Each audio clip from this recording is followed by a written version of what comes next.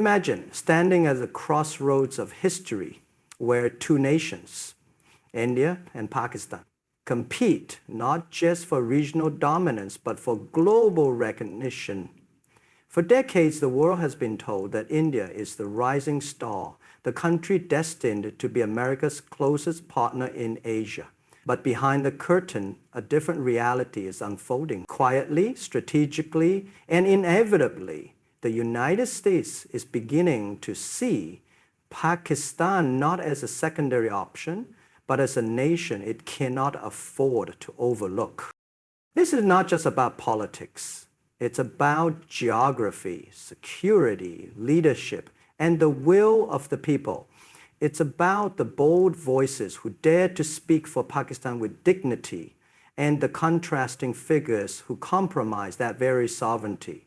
It's about why the US, despite all appearances, keeps its doors open to Islamabad.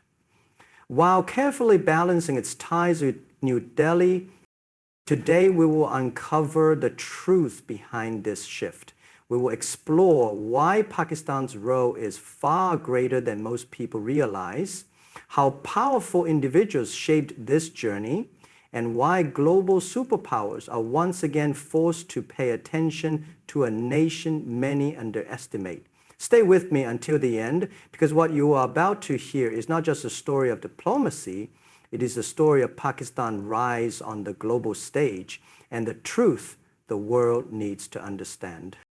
Pakistan's geostrategic location has always been one of its most valuable assets, shaping its relationship with global powers, particularly the United States. Situated at the junction of South Asia, Central Asia, and the Middle East, Pakistan holds a natural position as a gateway to some of the most significant trade and energy routes in the world. To the west, it borders Iran and Afghanistan, linking it directly with the Middle East and Central Asia, both regions critical for energy resources and security dynamics. To the east, it shares a long border with India, a country the US often views as a regional competitor to balance. And to the north, Pakistan connects to China, the rising global superpower that has become America's primary strategic rival. And this geographical placement gives Pakistan an irreplaceable role in the calculus of Washington's foreign policy. For decades, the US has understood that access to Pakistan means access to routes and influence that cannot be achieved elsewhere. During the Cold War, Washington engaged closely with Islamabad to counter Soviet influence in Afghanistan. Later, in the early 2000s, Pakistan became the frontline state in the US-led war on terror, providing crucial logistics routes, intelligence networks, and military support that were simply unavailable in neighboring countries. These experiences reinforce the perception within the US establishment that Pakistan's geography is not just about maps. It is about access, leverage, and influence over wider regional dynamics. In today's era, where global competition between the US and China is intensifying, Pakistan's location becomes even more important. The China-Pakistan Economic Corridor, CPEC, a flagship project of China's Belt and Road Initiative, runs directly through Pakistan, connecting China to the Arabian Sea via the Gwadar port. For the US, ignoring Pakistan would mean leaving one of the most strategic choke points entirely in China's hands. Therefore, Washington sees engaging Pakistan as a way to maintain some level of balance in this corridor of influence. Moreover, Pakistan's proximity to Afghanistan keeps it central to any US calculations about regional security. The US may have withdrawn troops, but its concerns over terrorism, extremism, and stability in the region remain. Pakistan provides both access and influence that Washington cannot replace with India. Geography gives Pakistan a bridge-like quality, whether in trade, military, logistics, or diplomatic outreach, that is impossible to overlook when shaping long-term strategies.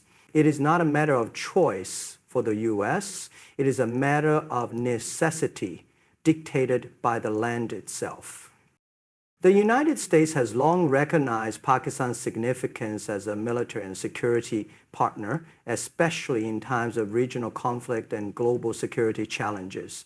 Since the early years of the Cold War, Pakistan has played a vital role in aligning with American interests, particularly in containing Soviet expansion and later in supporting U.S. operations in Afghanistan. This history of cooperation built a foundation of trust between Washington and Islamabad, where Pakistan was not just seen as another ally, but as a crucial state whose military and intelligence capabilities could directly influence outcomes in South and Central Asia.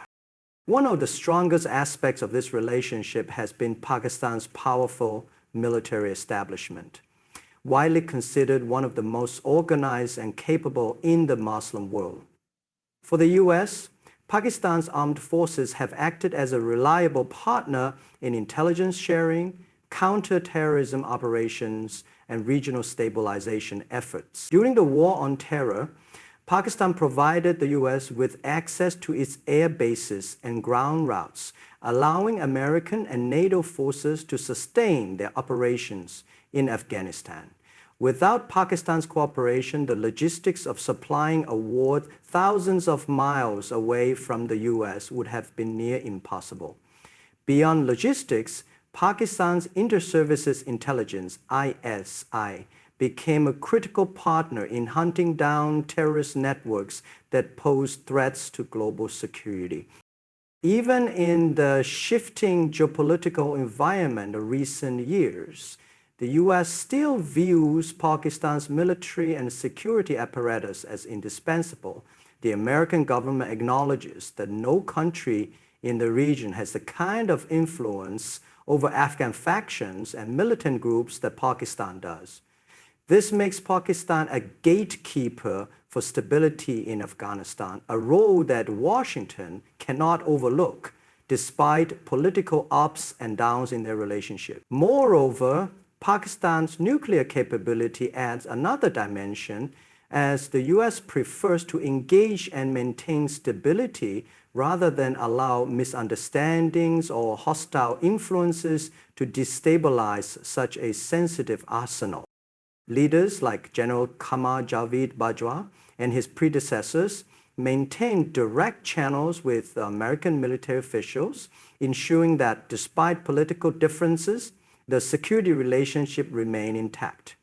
This consistency has often been more reliable than India's approach, where military cooperation with the U.S. remains limited by New Delhi's cautious foreign policy and dependence on Russian defense system. For Washington, Pakistan's proven history of collaboration in high-stakes security matters reinforces the perception that when it comes to real-time, ground-level military cooperation, Pakistan is often a more dependable partner than India. This security bond continues to keep Pakistan relevant in America's long-term South Asian strategy. The growing influence of China in global politics has forced the United States to reconsider its approach towards Pakistan, making the China-Pakistan-US relationship a delicate yet critical triangle. With the launch of the China-Pakistan Economic Corridor, CPEC, Pakistan has become the centerpiece of China's Belt and Road Initiative, linking Western China directly to the Arabian Sea through Guadalpur. This corridor not only shortens China's trade routes, but also positions Pakistan as a strategic hub for global commerce and energy supply. For the U.S., this development raises concerns because it strengthens China's economic and strategic foothold in South Asia, a region Washington considers vital to balancing global power. Rather than abandoning Pakistan and leaving the field entirely to Beijing, the U.S. finds it necessary to engage Islamabad to maintain its influence. This engagement is not just about economics, but also about keeping a balance of power in the region. If Washington ignores Pakistan, it risks allowing China unrestricted dominance in a region that directly affects global trade, security, and energy flows. Therefore, even as the U.S. strengthens its ties with India, it realizes that Pakistan is too important to be left fully in China's orbit. This is why we see American officials consistently reopening diplomatic, military, and trade dialogues with Pakistan, despite moments of friction in the relationship. Pakistan, for its part, has leveraged this triangular relationship to its advantage. By deepening ties with China, it has increased its bargaining power with the United States. Islamabad understands that Washington cannot afford to see a key geopolitical corridor completely dominated by its primary global rival. This gives Pakistan room to negotiate, whether in terms of economic aid, security cooperation, or diplomatic recognition. It creates a balance where Pakistan does not have to choose exclusively between China and the US, but can maintain relations with both, extracting benefits from each side. For the US, this triangular dynamic also provides an opportunity to prevent China from achieving absolute influence in South Asia. Engaging Pakistan means keeping a channel open in one of the few countries where China has invested heavily and enjoys significant goodwill. By maintaining relations with Islamabad, Washington ensures that it has at least some level of presence and influence in shaping the future of South Asian geopolitics. This triangle is less about friendship and more about necessity, but it ensures that Pakistan remains central to the strategies of both global superpowers. India's rise as an economic powerhouse has attracted global attention, but its recent policy shifts and regional behavior have raised concerns in Washington. While the US continues to value India as a large market and a counterweight to China, it has also grown cautious about New Delhi's increasingly rigid stance in global diplomacy. India's protectionist trade policies, reluctance to fully align with the West, and its ongoing dependence on Russian defense systems have complicated its image as a reliable partner for the United States. This creates space for Pakistan, which, despite its own challenges, positions itself as more flexible and cooperative in areas that matter most to Washington. One major factor shaping the shift is India's domestic policies, which have drawn criticism from international observers. Issues related to religious freedom, human rights, and democratic backsliding have raised questions in Western capitals about India's global image. While New Delhi continues to maintain strong relations with the US, these internal developments limit its ability to project itself as a universal model of democracy and openness. For Washington, which often emphasizes values alongside interests, these concerns create a degree of hesitation when it comes to presenting India as the only strategic partner in South Asia. In contrast, Pakistan has actively tried to rebuild its image as a country focused on regional stability and international cooperation. By emphasizing its role as a mediator in Afghanistan, its participation in counterterrorism, and its willingness to facilitate peace talks, Pakistan has highlighted its usefulness beyond just bilateral ties. This pragmatic approach contrasts with India's more assertive, sometimes confrontational policies in the region, particularly with its neighbors such as Pakistan, China, and even smaller South Asian nations. Another important dimension is India's cautious stance in global conflicts, particularly its neutral position on the Russia-Ukraine war. While the US expected stronger alignment, India's continued reliance on Russian oil and weapons exposed a gap between American expectations and Indian priorities. Pakistan, on the other hand, although not entirely aligned with the West, has demonstrated more willingness to engage on security cooperation and maintain dialogue, which reassures U.S. policymakers seeking consistent support. These factors combined mean that while India remains important to the U.S., it is no longer seen as the only partner in the region. Pakistan's ability to present itself as a stabilizer, coupled with India's increasingly complex global image, explains why Washington continues to balance its relationships with both countries rather than placing all its trust in New Delhi. Imran Khan's emergence on the global stage marked a turning point in how Pakistan projected its image to the world, particularly to the United States. As Prime Minister, he emphasized sovereignty, dignity, and a foreign policy less dependent on external pressures. His bold speeches at international forums, including the United Nations, resonated with audiences in the West and beyond by openly challenging narratives about Islamophobia, highlighting the plight of Kashmiris, and stressing Pakistan's role as a responsible nation. Imran Khan built a profile that elevated Pakistan's global recognition. For many in the US and Europe, he came across as a leader willing to stand firm, not as someone willing to bend under external influence. This authenticity and straightforward approach gave Pakistan credibility at a time when its image was often defined by others. In contrast, Shahbaz Sharif's leadership has often been clouded by allegations of corruption, nepotism, and mismanagement. For Washington, such figures are easier to deal with because they tend to prioritize short-term financial gains and personal political survival over national dignity. However, this comes at a cost to Pakistan's reputation. But its government has been seen by critics as leaning heavily on foreign aid and IMF loans, while failing to present a vision for Pakistan's long-term independence.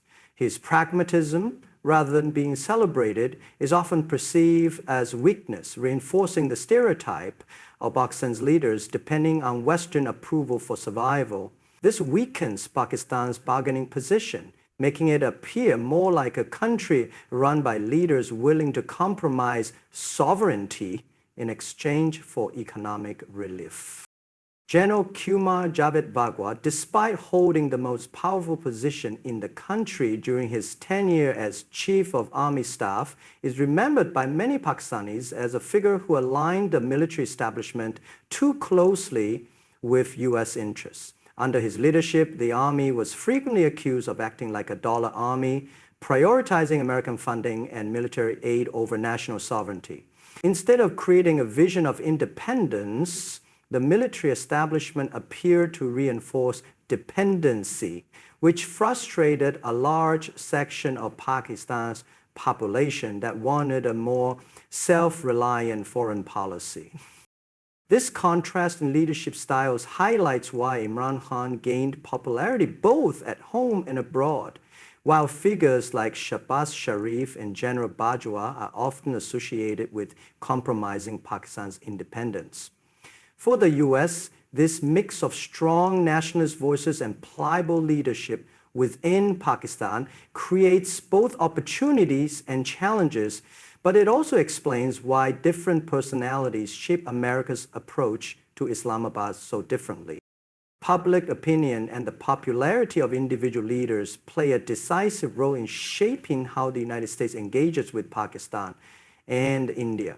In Pakistan's case, Imran Khan remains the most recognized and admired figure, both at home and abroad.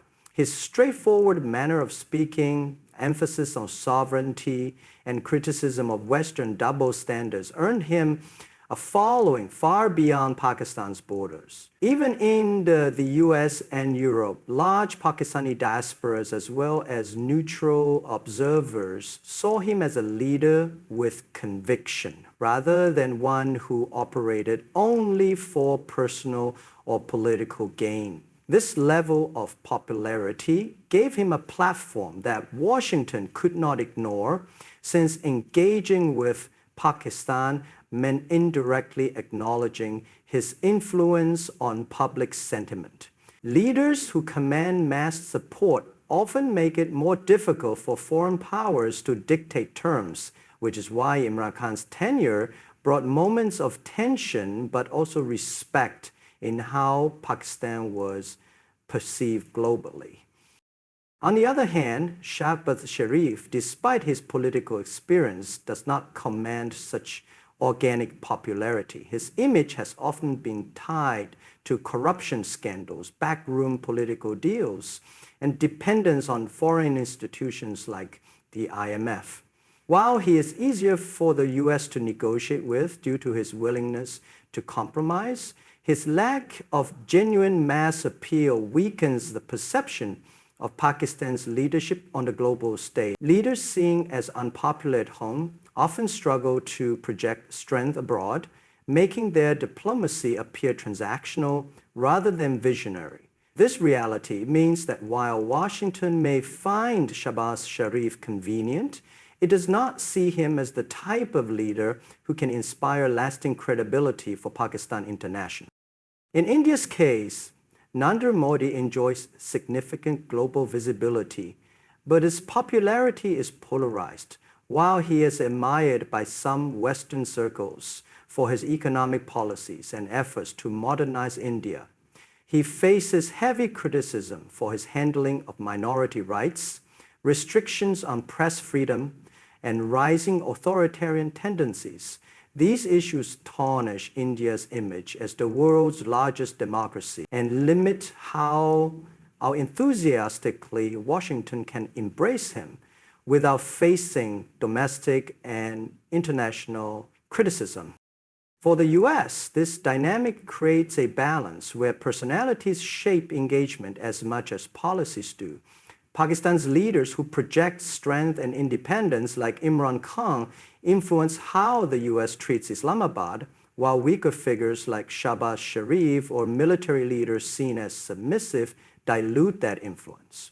In contrast, India's global image under Modi complicates Washington's desire to present it as a flawless democratic partner. In conclusion, the shifting dynamics between the United States, Pakistan, and India reveal a truth often hidden behind political headlines. The US is not making choices based on emotion, but on hard realities: geography, military cooperation, global power balances, leadership credibility, and public opinion.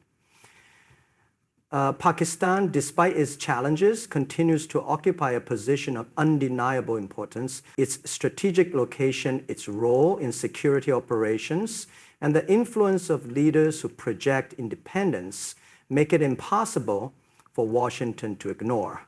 At the same time, India's rigid policies, internal controversies, and inconsistent global positioning have complicated its relationship with the US, preventing it from becoming the sole partner America can rely upon in the region. This is why Pakistan, with all its strengths and struggles, still holds the ability to shape the balance of power in South Asia and beyond.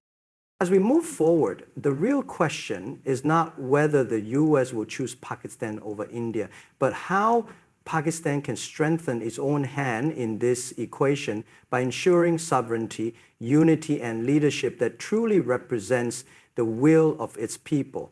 If Pakistan embraces this responsibility with confidence and vision, it can not only secure its rightful place on the global stage, but also build a future where it is respected not just as a partner, but as a nation of influence and dignity. I wish you all good luck in your journeys, your struggles, and your dreams for a stronger future. Thank you for giving your time, your energy, and your attention. May we continue to rise together with courage, with wisdom, and with unshakable hope.